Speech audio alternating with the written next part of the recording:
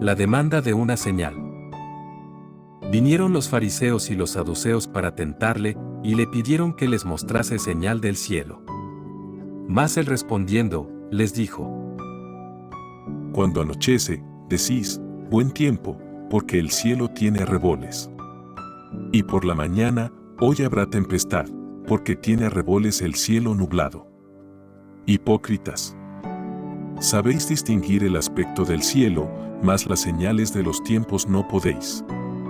La generación mala y adúltera demanda señal, pero señal no le será dada, sino la señal del profeta Jonás. Y dejándolos, se fue. La levadura de los fariseos. Llegando sus discípulos al otro lado, se habían olvidado de traer pan. Y Jesús les dijo: Mirad, guardaos de la levadura de los fariseos y de los saduceos. Ellos pensaban dentro de sí, diciendo: Esto dice porque no trajimos pan. Y entendiéndolo Jesús, les dijo: ¿Por qué pensáis dentro de vosotros, hombres de poca fe, que no tenéis pan?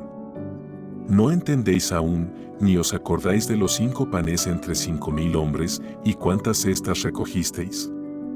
Ni de los 7 panes entre 4,000, y cuántas canastas recogisteis?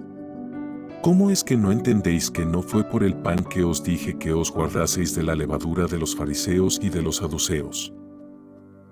Entonces entendieron que no les había dicho que se guardasen de la levadura del pan, sino de la doctrina de los fariseos y de los saduceos. La confesión de Pedro. Viniendo Jesús a la región de Cesarea de Filipo, preguntó a sus discípulos, diciendo: ¿Quién dicen los hombres que es el Hijo del Hombre? Ellos dijeron, unos, Juan el Bautista, otros, Elías, y otros, Jeremías, o alguno de los profetas. Él les dijo: ¿Y vosotros, quién decís que soy yo? Respondiendo Simón Pedro, dijo: Tú eres el Cristo, el Hijo del Dios viviente.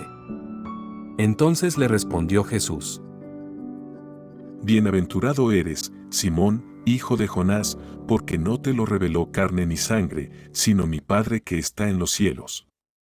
Y yo también te digo, que tú eres Pedro, y sobre esta roca edificaré mi iglesia, y las puertas del Hades no prevalecerán contra ella.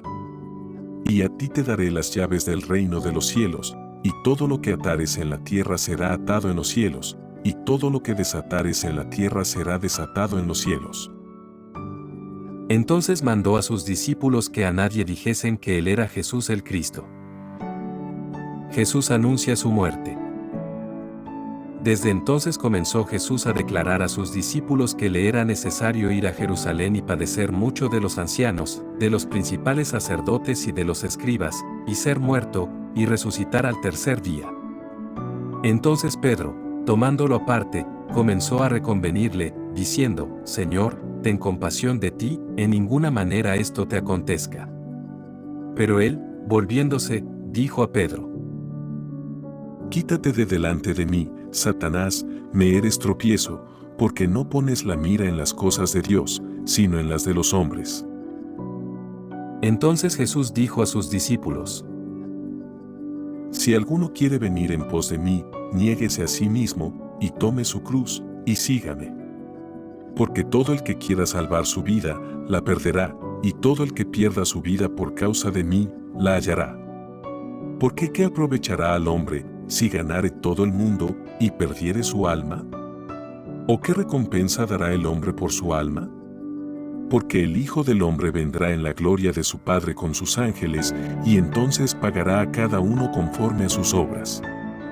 De cierto os digo que hay algunos de los que están aquí, que no gustarán la muerte, hasta que hayan visto al Hijo del Hombre viniendo en su reino.